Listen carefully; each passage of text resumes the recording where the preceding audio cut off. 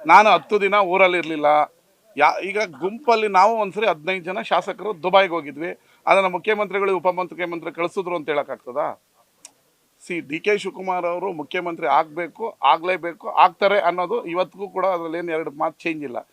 Trip ಹೋಗೋದು, ರೆಸಾರ್ಟ್ಗೆ ಹೋಗೋದು, 4 ಜನ MLAಗಳು ಕೂತು ಊಟ ಮಾಡೋದ್ರಿಂದ ಮುಖ್ಯಮಂತ್ರಿಗಳು ಬದಲಾವಣೆನೂ ಆಗಲ್ಲ. ಫಾರಿನ್ಗೆ ಹೋಗಿದ ತಕ್ಷಣ ವಾಪಸ್ ಬಂದವ್ರು ಮುಖ್ಯಮಂತ್ರಿ ಉಳ್ಸೋಕ್ಕೂ ಆಗಲ್ಲ, ಇಲ್ಲ ಮುಖ್ಯಮಂತ್ರಿ ಚೇಂಜ್ ಮಾಡೋಕ್ಕೂ ಆಗಲ್ಲ. ಅಲ್ಲ, ನನಗೆ ಗೊತ್ತಿಲ್ಲ. ನಾನು 10 ದಿನ ನಾನು ದೇಶದಲ್ಲಿ ಇರಲಿಲ್ಲ. ನಮ್ಮ ಡಿ ಕೆ ಶಿವಕುಮಾರ್ ಸಾಹೇಬ್ರು ಹೇಳಿದ್ದಾರೆ, ಯತೀಂದ್ರ ಅವರು ನಮ್ಮ ಹೈಕಮಾಂಡ್ ಅಂತ. ನಾನು ಅದನ್ನೇ ಪುನರ್ ಉಚ್ಚರಿಸ್ತೀನಿ. ಹೈಕಮಾಂಡ್ ಹೇಳೋದಕ್ಕೆ ಅವರು ಅದರಿಂದ ಅದ್ರ ಬಗ್ಗೆ ಜಾಸ್ತಿ ಕಮೆಂಟ್ ಮಾಡೋದು ಉಪಯೋಗ ಇಲ್ಲ. ಆಮೇಲೆ ಟಿವಿಯಲ್ಲಿ ಮಾತಾಡಿದ ತಕ್ಷಣ ಯಾರು ಚೇಂಜ್ ಆಗಲ್ಲ, ಟಿವಿಯಲ್ಲಿ ಮಾತಾಡೋದಿಲ್ಲ ಅಂದರೆ ಉಳ್ಕೊಳ್ಳೋದು ಇಲ್ಲ. ಅವ್ರು ನಮ್ಮ ಹೈಕಮಾಂಡ್ ಅಲ್ಲ, ಅವ್ರು ಕೊಡೋಕ್ಕಾಗಲ್ಲ. ಅಲ್ಲಲ್ಲ, ಇಲ್ಲಪ್ಪ, ಏನು ವೆರಿ ಸೀರಿಯಸ್ ಆಗಿ ಹೇಳ್ತೇನೆ. ಅವರು ನಮ್ಮ ಹೈಕಮಾಂಡು, ಅವ್ರಿಗೆ ಅದರಿಂದ ನಾವು ಕೊಡೋದಕ್ಕಾಗಲ್ಲ. ಅವ್ರಿಗೆ 100% ಒಪ್ಕೋತೀವಿ. ಒಪ್ಕೊಂಡಿದ್ದು ಯಾವ ಥರ ನಾನು ಹೇಳೋಕ್ಕಾಗಲ್ಲ.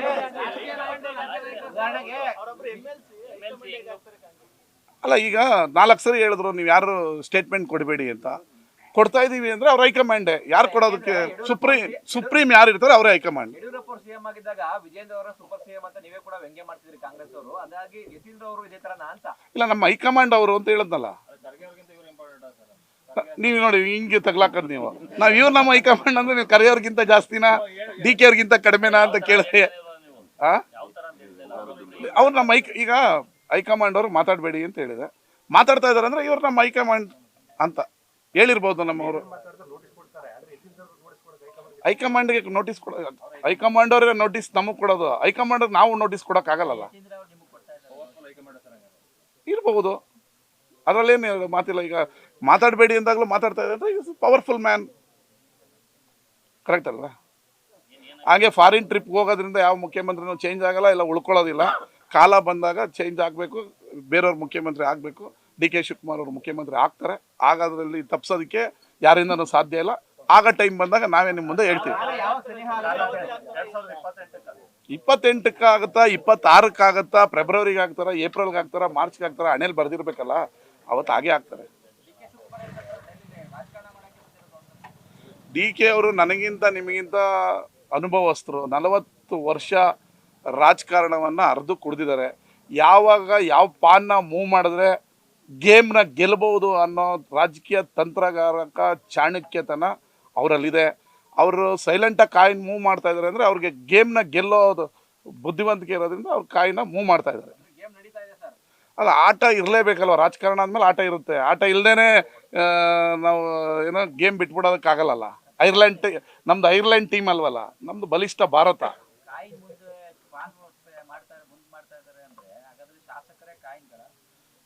ಈ ಥರ ಹೇಳೋದಕ್ಕೆ ನನ್ನ ಹತ್ರ ಉತ್ತರ ಇಲ್ಲ. ನೀವು ಆಟ ನಡೀತಾ ಇದೆ, ಇದೇನು ನಮ್ದೇನು ಐರ್ಲೆಂಡ್ ಟೀಮು?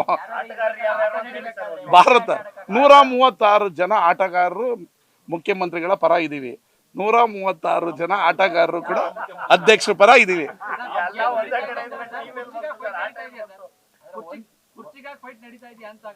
ಈಗ ಏನು ಹೇಳಿದೆ ನಾನು? ಯಾರಿಗೆ ಆಸೆ ಇರಲ್ಲ?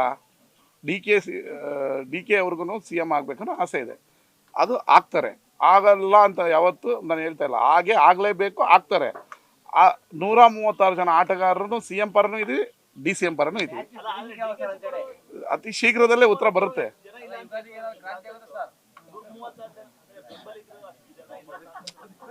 ಸಂದರ್ಭ ಬಂದಾಗ ಬರುತ್ತೆ, ಬನ್ರಿ. ಅದೆಲ್ಲ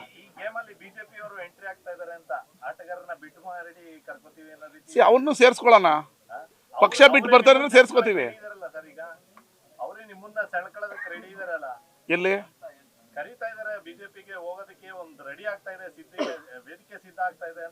ಚರ್ಚೆ ಆಗ್ತಾ ಇದೆ ಅಂತ ಬಂದ್ರೆ ಸೇರಿಸ್ಕೋತೀವಿ ನಾವು.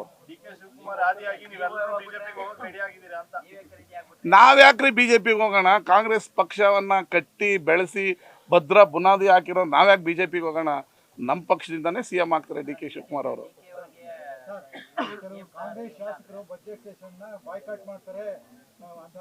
ಎಲ್ಗೋಗೋದು ಬಾಯ್ಕಾಟ್ ಮಾಡಿ? ಆ ಥರ ಏನು ಯಾವುದೋ ಚರ್ಚೆ ಇಲ್ಲ. ಶಿವಕುಮಾರ್ ಅವ್ರಿಗೆ ಗೊತ್ತಾಗಿದ್ರೆ ನನಗೆ ಗೊತ್ತಾಗೇ ಆಗುತ್ತೆ ಅಲ್ವಾ? ಎಲ್ಲದಕ್ಕೂ ಒಳ್ಳೇದಾಗುತ್ತೆ. ಈ ಕೇಂದ್ರ ಸರ್ಕಾರ ಥರ ಬಜೆಟ್ ಇರಲ್ಲ, ಡಮ್ಮಿ ಬಜೆಟ್ ನಮ್ಮ ಕೇಂದ್ರ ಮಂತ್ರಿಗಳು ಸುಮ್ಮನೆ ಅದು ಏನೋ ನಮ್ಗೆ ಇವತ್ತವರೆಗೂ ಅರ್ಥನೇ ಆಗಿಲ್ಲ. ಕೇಂದ್ರ ಬಜೆಟ್ ಅಂದರೆ ಮೊದಲು ಯಾವುದಕ್ಕೆ ಎಷ್ಟು ದುಡ್ಡು ಬಂದು ಹೋಯ್ತು, ಮೇಲೆ ಕೆಳಗೆ ಇಷ್ಟು ಬರೋದು, ಇದೇನು ಅರ್ಥನೇ ಆಗದಿರೋ ಬಜೆಟ್, ಇದೊಂಥರ ಕನ್ಫ್ಯೂಸಿಂಗ್ ಬಜೆಟ್. ಆ ಥರ ಏನಿರಲ್ಲ, ನೇರವಾಗಿ ನಮ್ಮ ಆ, ನಮ್ಮ ಜಿಲ್ಲೆಗೂ ಒಳ್ಳೆ ಬಜೆಟನ್ನು ಕೊಡ್ತಾರೆ. ಕೊಡ್ತೀವಿ, ಇನ್ನೂ ಟೈಮ್ ಇದೆಯಲ್ಲ, ಮಾರ್ಚ್ 15 ಬಜೆಟ್ ಇದೆ. ರಾಜ್ಯದ ಕೆಟ್ಟ ಭ್ರಷ್ಟ ಸರ್ಕಾರವನ್ನು ತೆಗೆಯುವುದೇ ನನ್ನ ಅಜೆಂಡಾ ಅಂತ ಕುಮಾರಸ್ವಾಮಿ ಅವರು ಹೇಳಿದರು. ಒಳ್ಳೇದಾಗಲಿ, ಬೆಸ್ಟ್ ಆಫ್ ಲಕ್. ಅವ್ರು ಯಾವಾಗಲೂ ತೆಗಿಯೋದ್ರಲ್ಲೇ ಇರ್ತಾರೆ, ಕೂರೋದಿಲ್ವಲ್ಲ. ಅವ್ರು ಕೂತಾಗಲೂ ಅವ್ರ ಸರ್ಕಾರನ 5 ವರ್ಷ ಮುಖ್ಯಮಂತ್ರಿಯಾಗಿ ಆಡಳಿತ ಮಾಡೋದು, ಅವರೇ 12 ತಿಂಗಳಿಗೆ ಅವರೇ ತಗೊಂಡ್ಬಿಡ್ತಾರಲ್ಲ. 5 ವರ್ಷ ಮುಖ್ಯಮಂತ್ರಿಯಾಗಿ ಆರಾಮಾಗಿ ಇರ್ಬೋದು. ಅವ್ರು ಕನ್ಫ್ಯೂಸ್, ವಿರೋಧ ಪಕ್ಷನ ನಾನು ಆಡಳಿತ ಪಕ್ಷನ. ಅವ್ರ ಸರ್ಕಾರನ 12 ತಿಂಗಳಲ್ಲೇ ಕಳ್ಕೊಂಡ್ರಲ್ಲ, 2 ಸರಿ ತಕೊಂಡ್ರು, ಅವರೇ ತಕೊಂಡ್ರು. ಸರ್ಕಾರ ಇಲ್ಲಿ ನಡೀತಾ ಇದ್ರೆ ಅಮೆರಿಕಕ್ಕೆ ಹೋಗಿ ಕುತ್ಕೋತಾರ?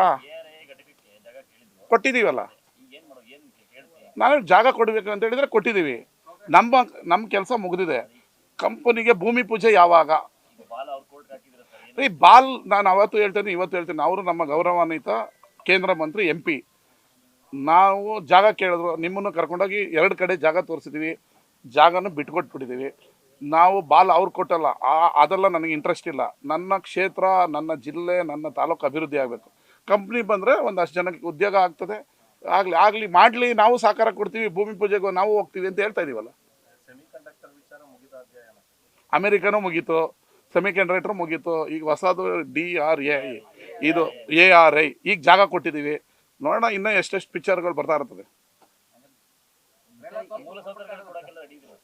100% ಮೂಲ ಸೌಕರ್ಯದಿಂದ ಹಿಡಿದು ಎಲ್ಲ ಒಂದು ಜಾಗ ಕೊಟ್ಟ ಮೇಲೆ ಇನ್ನು ಮಿಕ್ಕಿದ್ ಕೊಡಲ್ವಾ? ನಮ್ಮ ಮಂತ್ರಿಗಳೇ ಲೆಟ್ರ್ ಬರ್ದಿಲ್ವಾ MB ಪಾಟೀಲ್ ಅವರು ಜಾಗ ತಗೊಳ್ಳಿ ಅಂತ? ಇದು ಇದು ಇದು ಈಗ ಹೇಳ್ತಾವ್ರ, ಈ ಥರ ಹೇಳ್ತಾವ್ರ? ಜಾಗ ಒತ್ತುವರಿ ಇದ್ರೆ ಬಿಡಿಸಿ, ಜಾಗ ಕೊಡೋಕ್ಕೆ ನಾವು ರೆಡಿ ಇದೀವಿ. ನಮ್ಮ ಮೇಲೆ ನಿಮ್ಮ ಬಾಲ್ ಹಾಕಕ್ಕೆ ಬೇಡಿ, ಜಾಗ ಕೊಡಕ್ಕೆ ರೆಡಿ ಇದೀವಿ, ಭೂಮಿ ಪೂಜೆ ಫಿಕ್ಸ್ ಮಾಡಿ ಅಂತ ನಾವು ಹೇಳ್ತಾ ಇರೋದು. ಗೊತ್ತಿಲ್ಲ ನನಗೆ. ಅಲ್ಲ, ನಿಮ್ಗೆ ಪಿತ್ರ ಪ್ರಶ್ನೆ ಉತ್ತರ ಎಲ್ಲ ನಿಮ್ಮ ಹತ್ರ ಇದೆ. ಅಮೆರಿಕ ಕಂಪ್ನಿ ಹೋಯ್ತು, ಸಾಫ್ಟ್ವೇರ್ ಕಂಪ್ನಿ ಹೋಯ್ತು, ಅಮೆರಿಕ ಕಂಪ್ನಿ ಹೋಯ್ತು, ಈಗ ಹೊಸದೊಂದು ಸ್ಟಾರ್ಟ್ ಆಗಿದೆ. ಈ ಕಂಪ್ನಿ ಯಾವಾಗ ಆರಂಭ ಆಗಲಿ ಅಂತ ನಾನು ಪ್ರಾಮಾಣಿಕವಾಗಿ ಹೇಳ್ತಿರೋದು. ಆಗಲಿ, ಮಂಡ್ಯ ಇಂಪ್ರೂವ್ ಆಗಲಿ. ರಾಜಕೀಯ ಟೀಕೆಗಳಿಗೆ ನಿಲ್ಲೋದು ಬೇಡ, ಮಂಡ್ಯ ಇಂಪ್ರೂವ್ ಆಗಲಿ.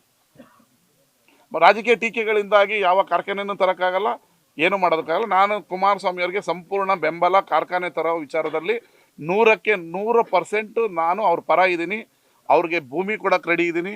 ಈಗ ಬೇರೆ ತಾಲೂಕವ್ರು ಯಾರು ನಾನು ಕೊಡ್ತೀನಿ ಅಂತ ಹೇಳಲ್ಲ, ನಾನು ಕೊಡೋಕೆ ರೆಡಿ ಇದ್ದೀನಿ, ಜಾಗ ಕೊಟ್ಟಿದ್ದೀನಿ, ಜಾಗ ತೋರ್ಸೋಕೆ ರೆಡಿ ಇದ್ದೀನಿ. ಅವ್ರು ಸುಮ್ಮನೆ ಟೀಕೆ ಮಾಡ್ತಾಯಿದ್ರೆ ನನ್ನ ಹತ್ರ ಉತ್ತರ ಕೊಡೋಕೆ ನನ್ನ ಹತ್ರ ಟೈಮ್ ಇಲ್ಲ. ನನಗೆ ಅಭಿವೃದ್ಧಿ ಕೆಲಸ ಮಾಡಬೇಕು, ಜಾಗ ಕೊಡೋಕೆ ರೆಡಿ ಇದ್ದೀನಿ. ನಮ್ಮ ಹುಡುಗರಿಗೆ ನಿರುದ್ಯೋಗ ಸಮಸ್ಯೆ ಬಗೆಹರಿಬೇಕು. Let it be. ಅವರು ಕೂಡ ಇದೇ ಹೃದಯವಂತಿಕೆಯಿಂದ ಕಾರ್ಖಾನೆ ಸ್ಥಾಪನೆ ಮುಂದೆ ಬರಲಿ. ನಾನು ಟೀಕೆ ಮಾಡ್ತಾಯಿಲ್ಲ, ಚಾಲೆಂಜ್ ಮಾಡ್ತಾಯಿಲ್ಲ. ಅವ್ರ ಕೇಂದ್ರ ಮಂತ್ರಿ, ಅವ್ರ ಕೈಲಿ ಆಗುತ್ತೆ. ನಾನು ಕುಮಾರಸ್ವಾಮಿಯವರು ಶಾಶ್ವತ ಅಧಿಕಾರದಲ್ಲಿ ಇರಲ್ಲ, ಆದರೆ ನಾವು ಮಾಡೋದು ಶಾಶ್ವತ ಉಳಿಯುತ್ತೆ.